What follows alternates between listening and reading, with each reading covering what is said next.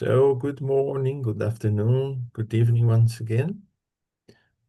I'll share my screen so we can start from the topic that we left last week, the Medium's book. Share. Okay. Good morning, Charles. Morning. So, last week we stopped here, item 44, chapter 4, the theories. And let's study one more theory presented by Kardec as a possible explanation for the phenomena that were occurring. And this one is called the collective soul theory. This is a variation of the preceding one. According to this theory, it is only the medium's soul that actually expresses itself, but it identifies itself with the soul of many other persons who may be present or absent, thereby forming a collective whole that brings together the aptitudes, intelligence, and knowledge of each person. So basically the idea here would be for the medium to converge in him or her these ideas of a larger group. So it will be part of a collective whole, and the medium would channel the idea of this collective whole. In my view, it's a collective mediumship or mediumistic manifestation instead of being an individual mediumistic manifestation. But in this case would be, from individuals, and I believe these individuals will be incarnate, not discarnate ones. However, the brochure that divulges this theory entitled La Lumière seems to be in a style that is rather obscure. We must confess, having comprehended little of what we read, and only cite this work from memory. Besides, this theory represents more of an individual opinion, like so many others, and it has won few adherents.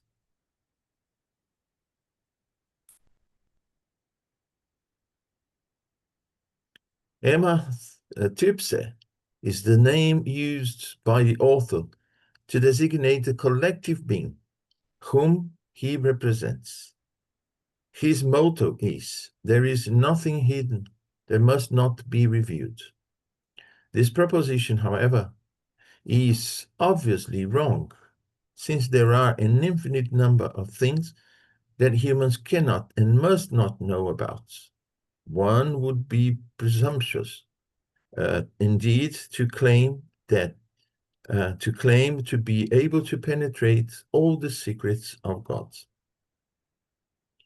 So this is, I think this was an idea presented in this work, in this brochure called La Lumière, and Kardec just mentioned as one of the theories available in those days to use it to explain what was going on in terms of spirit manifestation. But he said, well, it's very obscure, and the motto is not, in my view, he says, it's not a correct one, because it would be too presumptuous to penetrate all the secrets of God, meaning that everything that is hidden will be known, at least not at this point. We are indeed far away, from understanding everything that is hidden, in inverted commas, from us, because we lack the conditions to understand them. So Kardec, I think, presented, he's doing a sort of literature review or theory review to see what was available in those days that could explain, the spirit manifestation that was observed through the physical effects, phenomena, turning tables, and so on. So, no questions, let's move forward. Number 45. somnambulism theory. This theory used to have many adherents, and even now it still has a few. Like the collective soul theory, this one holds that all the intelligent communications proceed from the soul or spirit of the medium themselves. However, in order to explain how mediums can address subjects that are outside their realm of understanding, rather than considering them as having a collective soul, it attributes it to a momentary overstimulation of the medium's mental faculties. In other words, a sort of somnambulistic or ecstatic state that excites and develops their intelligence. So apparently, this, according to this theory, the mediums become, all of a sudden in a ecstatic state where he perceives more than the normal and knows more than what he would know in a normal state. They use this theory to explain mediumistic communication and the manifestation of spirits through mediums. So one cannot deny that in certain cases, such a cause could have an influence, but it would be quite enough to have seen how the majority of these mediums operate in order to understand that this theory cannot resolve all the cases. It is the exception rather than the rule. It explains a few cases, but it doesn't explain everything. We see that in different areas of knowledge. Some theories, they explain part of the phenomenon, but it can't explain the whole of it. So, yeah, some theories may fit in certain conditions, but when you extend that to all the types of manifestation, you see that that theory is not enough. I think that's what Caldas is trying to say. Some cases, some particular cases, yeah, can be explained using this theory, but not everything that happens. It could be the answer if mediums always possessed the air of a visionary or an ecstatic appearance that they could simulate perfectly if they wanted to put on a comedy show. But where does the inspiration come from when mediums write like a machine and without any awareness of what they are receiving, without any emotion, without being at all concerned with what they are doing, all in an entirely distracted manner, even laughing and dealing with other matters at the same time? So what he's saying is that this theory won't work in these cases where the medium is not aware of what is going on, the content of the communication, and as Caldas puts, the medium is even doing something else and laughing and perhaps chatting and whatever, and the hand is writing, something completely different. So it is a case, it is an example where this theory of somnambulistic manifestation, whatever, could not explain. Right. One might understand that overexcitation of thoughts, but not how it could enable mediums to write who do not know how to, and even less when the communications are transmitted through raps or with the help of a planchette or basket. Over the course of this work, we shall see what cause must be attributed to the influence of the medium's ideas, but the cases in which the outside intelligence is revealed through uncontestable signs are so numerous and obvious that they can leave no doubts as to their true origin. The error of most of the theories that appeared at the beginning of Spiritism laying in the drawing of generalized conclusions from a few isolated incidents. So what Kardec is saying is that these theories are based in isolated cases, situations. And with that, we expect, looking at exceptions, we expect to explain everything, the general cases. But what Kardec is saying, this is not what we see. You can't explain everything that is abundant in terms of spirit manifestation just using this theory, because it explains only very specific cases and not the whole. It is like that with major theories. You have a theory. When you go to test it outside the experiments you did, you see that, yeah, I can explain my experiments, but when I change it slightly and the results are different, my theory, won't explain them. So what Kardec is saying is that these theories were drawn, based on few isolated incidents. Okay. Number 46, the pessimistic, diabolical, or the demoniac theory. Here we shall enter upon another order of ideas. Having proven the intervention of an outside intelligence, it was then necessary to try to understand its nature. Okay, now it's not the medium that is absorbing ideas from a collective. Now this theory is based, yes, okay, we accept that, it's the influence of an outside intelligence. But now let's try to understand the nature of this outside intelligence. The easiest means would undoubtedly have been to simply ask it, but certain individuals did not see this as a sufficient guarantee. Instead, they preferred to see all the manifestations as the work of the devil. We see it until today. In some beliefs and some religions, they rush to attribute any spirit manifestation, anything that is out of the common, ordinary, as being the work of the devil. And as Jesus himself said when he cured the blind and told him to go to the temple and show the priests, and they started to doubt and say that you are a sinner, to the guy who had been cured.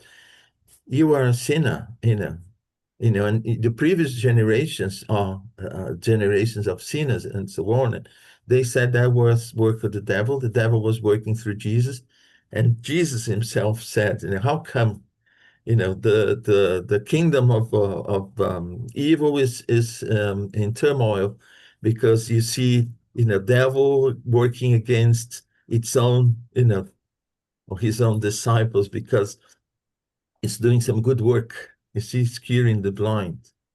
So we see that even today in everything that, okay, I accept it is an external spiritual manifestation, but they rush to attribute it to evil spirits, to the devil.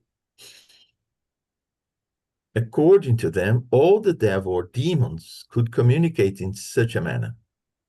They can communicate very easily. Good spirits, they can't. Angels, as it were, in certain religions, cannot communicate that easily. The ones that can influence us are the demons or the devil. That's what a lot of people until today believe. Although this theory is little accepted nowadays, it enjoyed some credit for a while in virtue of the special character of those who sought to make it prevail. We would point out, ironically, that the adherents of the demoniac theory should not be regarded as being among Spiritism's adversaries, but rather just the opposite. Whether they are demons or angels, the beings who communicate are always incorporeal. Thus, admitting the manifestation of demons is the same as admitting the possibility of communicating with the invisible world, or at least with a segment of that world. Yes, so basically they make way for the idea of spirit communication. The only thing that they rush to attribute to a class of spirits, or to the devil, or those working with the devil, the demons. Or so, as Kardec points out here, so they accept, but they accept in a very limited, with a very limited perception of it, saying that only, as I mentioned before, until today we find, within some religions we find people rushing to say that any spirit manifestation comes from the devil. Hi, Ina. Hi. Yeah, I just wanted to make a quick note because recently we were like researching the topic of what religions think about spiritism, and in Catholicism it's very clear, like the message is sort of very clear that it mediumship is forbidden, and when it happens, it's the devil. So Yeah, this but this if perception is go still on. this opinion is still there. Yeah, Didn't go away. no, it didn't, because it's part of the dogmas, and yes, and they rush to say without any analysis. I mean, they haven't done the work that Kardec has, to check if all the communications, they come from the same class of spirits. So, but when when you forbid something, it means you accept that. It is possible. Yes, it is possible. But we forbid that. Don't get into communication with them. You see? That's what Yes. Kardec's saying. They are somehow, making way for the idea that it is possible. Yeah. And but the thing is, within the churches, if you have mediumistic or spirit manifestation, it is regarded as a saintly manifestation, you see.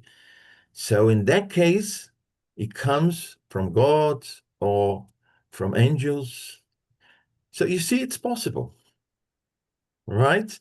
But who decides what is what? Then comes the problem. But in this case, I think it's somehow easier to come with explanations and see, well, look, if you receive the same outside the church, well, it can be from angels or from demons, you see. So how to tell one from the other? And so it somehow gives an initial, starting point for the idea of communication with the invisible world. Yeah, but because of all these controversial messages, I mean, Yeah, church sort of calls themselves out for, on these yeah, controversial messages. Because if it is forbidden, it means that it exists, as you said.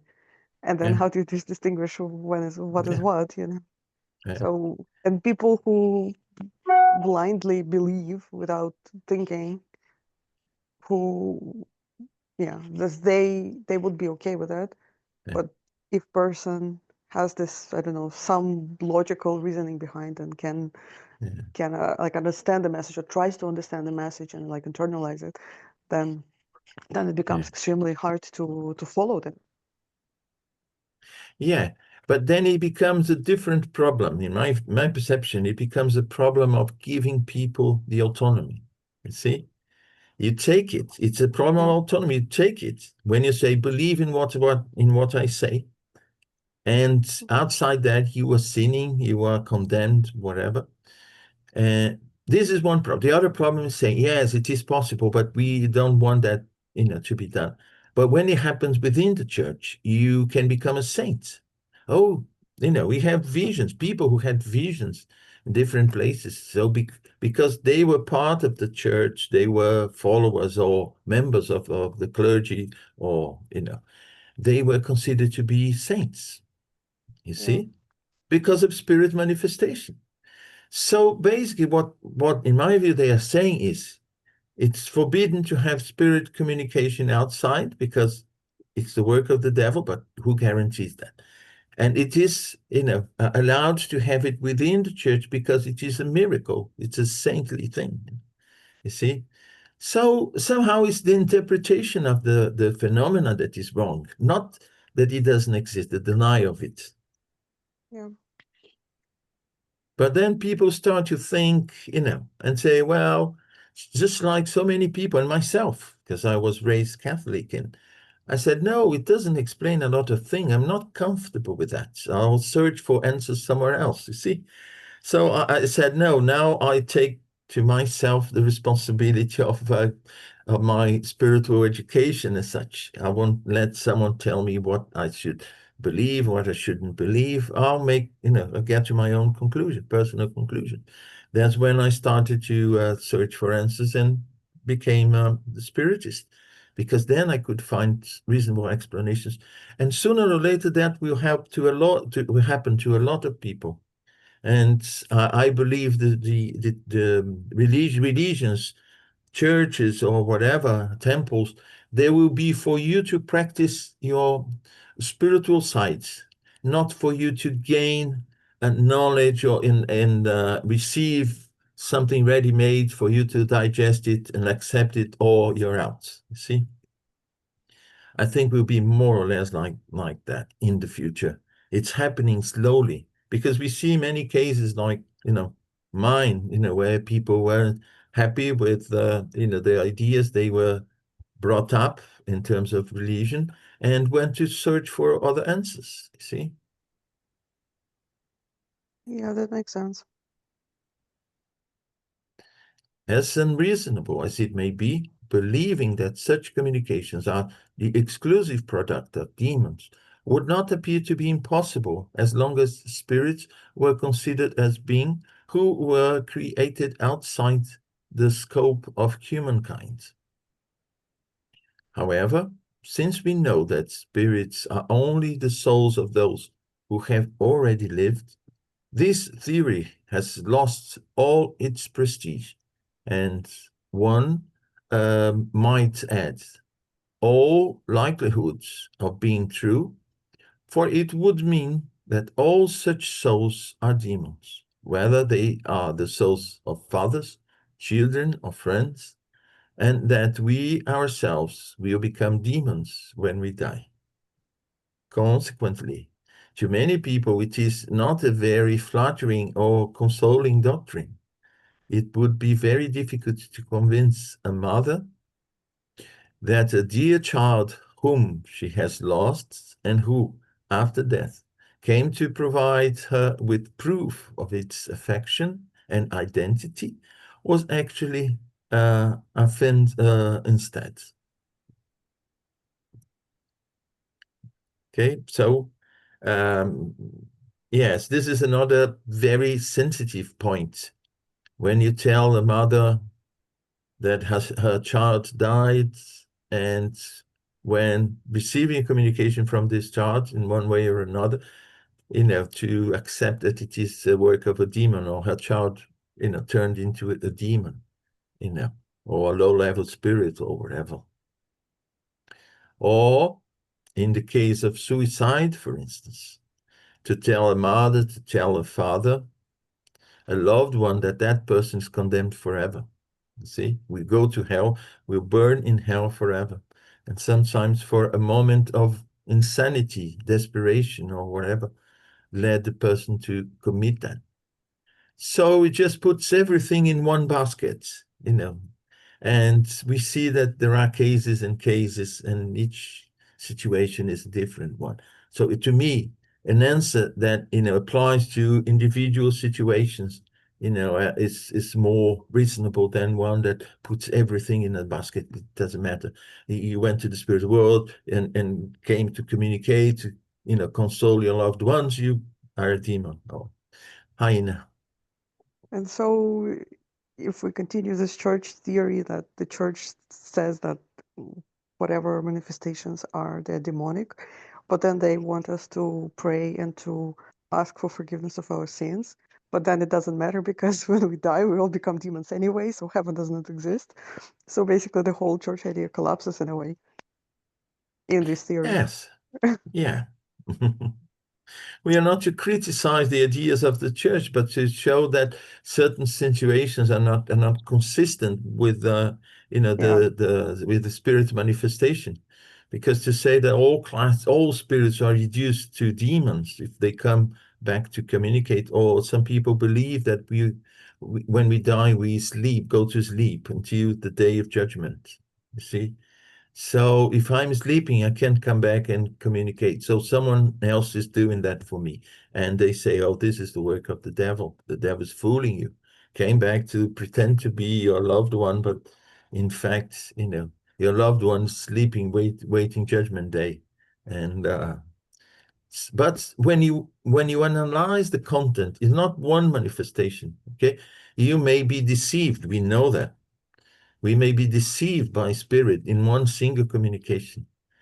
But when we study in different communications with different contents, different styles, and different conditions from different mediums, and basically that's what Kardec says. So you can extract the essence of it, and something that can explain everything that you've seen. Yeah, but it's similar, like you said, in the example of Jesus when he was curing the blind, and then he said that it's contradicting the demonic work. So the same here, because many spirits come and they talk about love, they talk about forgiveness, they talk about like believing and taking care of each other. But they talk about all these good things, and like it totally contradicts the theory of demons. Indeed. I mean, why would they ever do that? Yeah.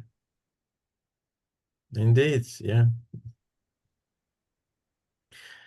It is true that among spirits there are those who are quite evil and who deserve no more than to be called demons. And for a very simple reason, there are humans who are quite evil, and death brings them no immediate improvement.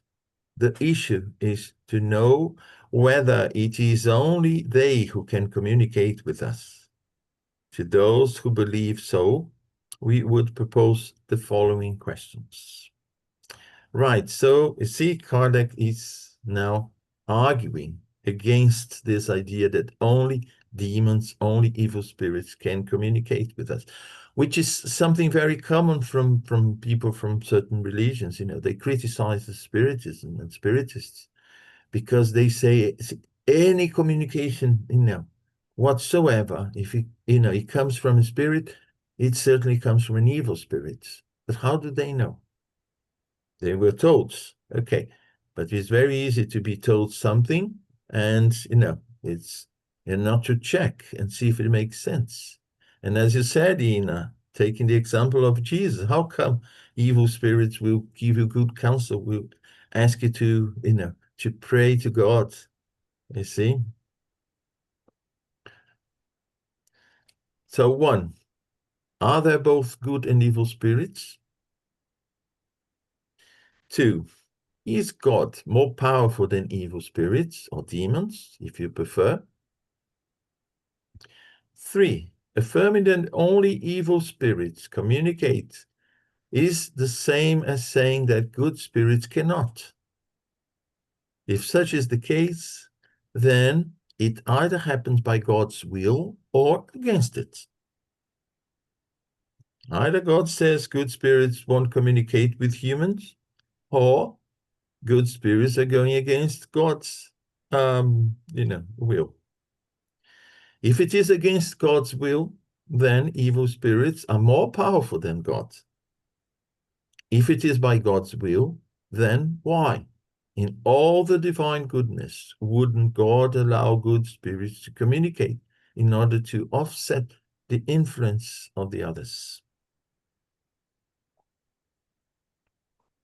I like these. That is a very good question. Yeah. You see, and Kardec is so clear in his reasoning and goes step by step, you see. But of course, it requires people to be open to honestly answer these questions, you see. Because if you are, have your perception obliterated, then you deny anything. No, but, but think, come, use your reason to answer it. 4, what proof can you give of the impossibility of good spirits to communicate? This is one thing. Oh, because so and so said there in the Old Testament, this and that. And well, but did he really mean that? Is he saying about, And sometimes I say, how come he's, saying about certain things that didn't even exist in those days? See? So basically, you can create, very weird situation or idea to not to answer honestly some questions. And that's what we find, people who are really stubborn. Hi, Asali. Hi. Good morning, everybody. I come a little bit late. I was here, but I couldn't follow, but I followed Okay, now. no problem. And I think this question, Munir, is of course Allan Kardec did that. This kind of um, question because he would really would like at that we understand deeper why and God is only goodness and why though a bad spiritus because we must think that the bad spirit could be me and you in a past life no the past life but now we better now here so and the it because the law is is very and one of the most important law I could have our Yeah. Egan our let's say in English we would we all will so we must liber-arbitrio I don't know in English Free will. free will, thank you. Free will. We didn't have the free will. If we have got inside us, everybody, the demo, but not demo because they don't exist. They exist spirits that they take they was better and got. But then when I suffer many times, and many situation, different situation, incarnated or there, what they are, they have the same condition as everybody because everybody's got some. We are everybody got some.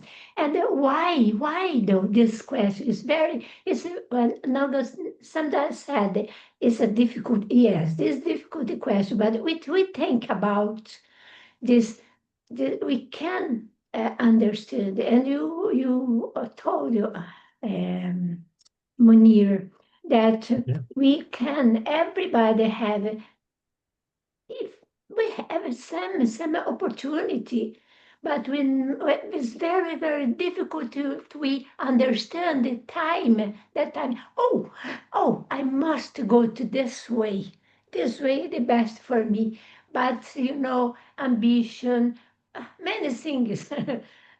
many bad things come to us and because yes because our oh attraction and the attraction law is a universe too not only free will so it's very difficult and we could talk oh, many times many hours all about Yeah. this question this is the very Yeah. important thank you Yeah. And the beauty of what Kardec is presenting here to us is most theories they create this abyss between the world of the living and the world of the dead, inverted commas. There is an abyss, almost nothing, relating one to the other, but if you follow a certain set of beliefs or what, and then you deserve a certain place on the other side. But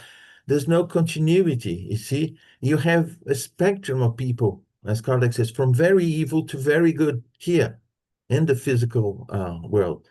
And why not you find the same, spectrum on the other side if we are the soul? So you see, Kardec basically he makes this disruption disappear, as if there is an abyss between the physical world and the spiritual world. And what Kardec is showing to us is no, it's just one world, and this one has impact on the other, and the other has an impact on this one. The same group of people that you find here, you find there, from very good to very evil. You see? So that's the beauty, and what I find really interesting in this idea, because you answer so many questions. Hi, Camila. No, I would like to share a thought, right? A personal thought. Okay. The because it's very related to that, right? In my understand, when we study a book, a text that is very old, for example, if you study Platon, right? We need to consider the time because he has slaves, what was the culture in that time where he lives and whatever. So to properly try to understand what he wants to means with a few things. Then we have the translations that the Bible was wrote in two languages. We know how hard is the translation. We have here Charles and the others that speak French, and many times help us with the take mistakes in the translations, right? Things that is not exactly the same. So the Bible, many religions, I think, just take a few texts and assume that completely, right? Without the context, without properly deeply understand of the culture, the time, the language, and to go that deeper, because it's a very big book and it's very hard to try to understand what is wrote in there, by the way. And then I share two captures in the channel that I think that is very interesting. If someone here didn't have the opportunity to check, the last one I think is more speak about that is in the gospel, because this chapter put in this shows in the Bible many places that Jesus speak about the reincarnation, like and the meaning of the words, why that would not make sense. You only come back for the same body. Uh, Try to understand what he wanted to say with that. So I think it's nice. Completed this one. And the other one is the uh, heaven and hell, because this chapter, at least for me, is very interesting this book because we start to think about these things that it doesn't make sense in the church. But I also think that in the old times, people was less critical with the things. You need to say, if you do something bad, you go to the hell forever, right? Don't do. So it was like more kids, right? Now we are more teenagers. So so then the things involve, and I think that it is very interesting to think about this difference, right? Why people have a fear of the dead, right? Why people uh I like it, and I want to share. I spoke too much, Yeah. sorry. No, that's okay. But you see, yes, there is problem of translation. There is problem of the context, what it meant in those days to mention certain things. You see, it may have a completely different meaning from today. You see, you have also situations in the language. For instance, you may write, "Oh, today it's raining cats and dogs." Okay, this is an expression in English. You understand, but in the future, who guaranteed that people, they will say, well, in Camilla's days, it used to rain cats and dogs, you see? So there are these expressions. The languages were very limited. So to take things literally, it's a problem. So that's why we have our intelligence, our reasoning. You see, you have to put those teachings under your context to see if it makes sense, if it doesn't make sense, and what was the real meaning. You see? For instance, love your neighbor, but I don't have neighbor. I live in isolation here in the North Pole. So, you see, so it doesn't apply to me because there's no neighbor. I can't see anyone around me. So these things, you see, if you take literally, it becomes a problem. So that's why we have intelligence, to use it, you see, to understand, to take things, at an apparent, with its apparent meaning, it's too limited. We have to go beyond that. You either go back and try to understand what that civilization, had as values, how they lived, what they meant, to understand the languages, or you try to bring the essence to today. You see? Hi, Liz. Hi there, everyone. I just want to share a case in point about this subject. And it's about my daughter, my youngest daughter, and she is very gifted with mediumship skills, and had a lot of communication from her brother when he passed, and explaining where he was and explaining, our past lives together. And she even had a very profound near-death experience on the operating table, which that operation sadly left her unable to have children. And I think because of that and her grief of not being able to have children, she joined her local church and completely shut down her mediumship skills. And the only thing I can consider, because she will not listen to any explanation I give, and this particular chapter is a marvelous explanation to share with people. So she has become indoctrinated through the church, closed herself down, and I can only think it's this idea of demons that they're, indoctrinating into her. It's kind of created a fear within her, when she knew full well that everything my son was telling her and other, people in our family in spirit, was true. And I've, even this year, communicating with my son, he assures me again that everything he said was true. So it's really sad, and it's a lesson for her that, she has this ability, but she's not using it. Yeah. You see, fear is an instrument of control. Yeah. And also these, if you say everything that is not what I say is the influence of the devil, it's fear. So even the most beautiful, even Jesus could be, considered to be, well, what he does, he shouldn't be doing that on a Saturday. So he's, he is under the influence of the devil, or, working for the devil. I remember when I was a kid, I had an uncle. He used to say, you can't point your finger directly at a star because a wart will grow on your finger. We were told that. And I said to myself, the only way to know if it's true or not is to point my finger and see what happens. And then I did it, pointed my finger at a star and nothing happened, you see? Otherwise, I would be prey of fear, thinking, oh my God, let me hide my fingers at night because I can't point my fingers at any star that a wart will grow.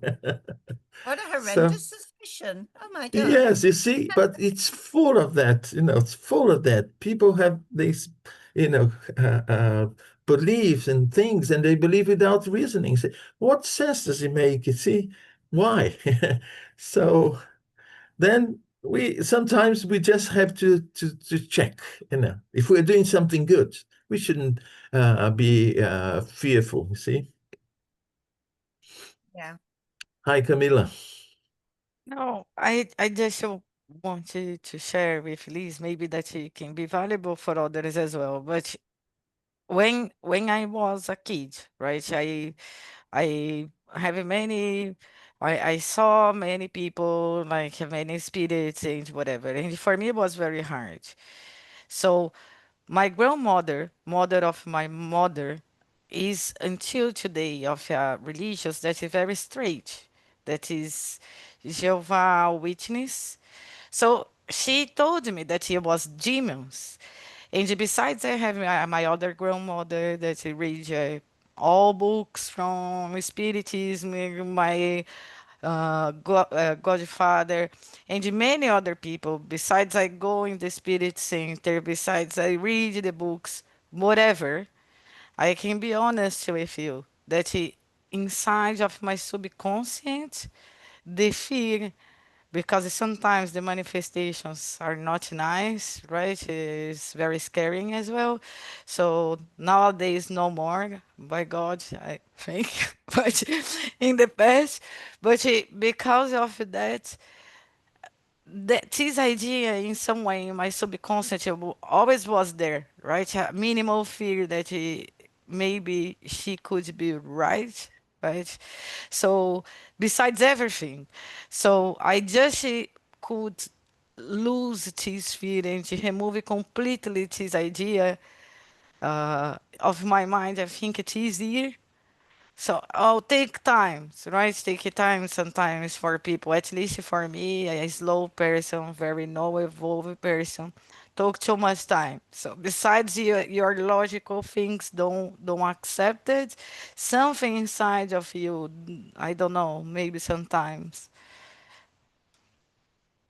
Yeah, you see, Camila, I'm my personal position, same situation regarding the stars and so on.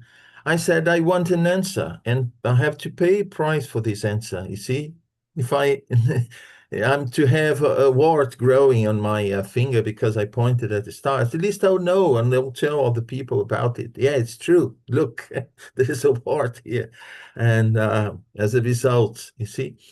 And in life, pray to God, pray to the good spirits. And you are here to learn, to develop yourself. So to deny opportunities for yourself because you are full of fear. See, oh, maybe yes, it's it's right. Oh, and we need to know. How are we going to know? Some people tell us something, some other people tell us something completely different. You know, what are we going to accept as the truth? You see? So sometimes we say, well, or sometimes you think, oh, I think I'm obsessed because of this, because of that, because negative influence and that. Pray to God, you see? And if there is an obsession, it is on the way to be treated and to get rid of that. Fears like that, because for spiritists, a lot of spiritists, they fear obsession. Everything is obsession. So, the devil changed name to obsession. But obsession is a process of a relationship. We create enemies. We are not saints. We are not, pure spirits. And of course, we need to, and we also have to develop our protection. How are we going to develop our protection, if we don't feel the need to develop them or this pressure to develop our. So everything is an opportunity. That's how I see my personal. You see, if I'm wrong today, despite all the effort I make to find the best way, is I'm still doing something, that is not right. Oh no, I'll learn. The same pointing at the star, you see, that was the only way I could know. Some people would tell me something different, but I said, well, who should I believe? I'll check myself. Hi, Liz. Hi, everyone. This conversation, it brings me back to the book Heaven and Hell. And this is such an important book for me because up until I read this book, I had still, as Camila said, subconsciously having those niggling feelings still, you know, is there something, is not there something, because we grow up in certain cultures really listening to people talking about the devil more than anything. And after reading this book and understanding that we are in a evolutionary path, which is a path that we are going forward, and, you know, it creates a new perspective, because until this time is like you are either left or right, you are either good or bad. And life is not like this. We have lots of layers of complexities, and solutions are not one-line solutions, because there are lots of things to take into consideration. We are human beings, we are complex beings with lots of layers of emotions and layers of, you know, understanding. It is very complex. You have people around you that influences you. You have your own past lives that influences your decisions. So, you know, we are not either this or that being. We are complex being. Human beings are complex beings. So we are still thinking, having this simplistic idea that is you are either left or right. You are either, you know, black or white. It is not like that, not like that at all. And yes, it takes a while. You have to kind of reflect very much on where all of those fears come from. Because fear is a way of doubting yourself, doubting your own nature. And it opens up ourselves. We open ourselves to be influenced in a negative way anyway. And another point that I was going to make is when you guys said about the language and translations and things, it's so important for us to really reflect in what people really were trying to say. And it is very important to know the context and how people actually spoke.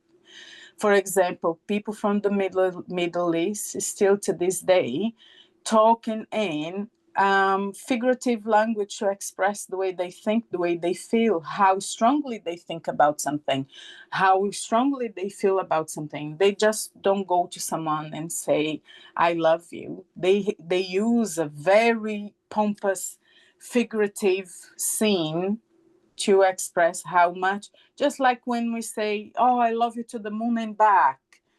What does it mean, you know, to some people? So these are just reflections that I wanted to contribute. Thank you. Thank you, Liz. Thank you very much. So I think we still have time to go to item 5. When we confront you with the wisdom displayed by some of the communications, you respond that the devil uses every sort of mask in order to better seduce us. We recognize the fact that there are hypocritical spirits who coat their language with the varnish of wisdom. But would you hold that ignorance can mimic true wisdom, and that an evil nature can imitate virtue without revealing the fraud? Yes, this is a very wise question. If someone is not endowed with the virtues, how can that individual mimic the virtues? You see? Somehow it becomes clear at some point that it is not a true virtue. It's something that has been created, because the virtue you need to acquire, and to acquire the virtue, you go through the whole process and then you acquire it. So the evil tendency that we had before acquiring this virtue is basically has gone. So the question is, it's not the case of an evil spirit mimicking perfectly virtues that the spirit hasn't acquired yet. It's not that easy. Otherwise, we could mimic we are pure spirits, you know, and from there onwards, we can enjoy the life of pure spirits, just mimicking that we are pure spirits. We know it doesn't work that way. So evil spirits cannot mimic the virtue of good spirits. And this is important also when we analyze messages that we receive through mediumship.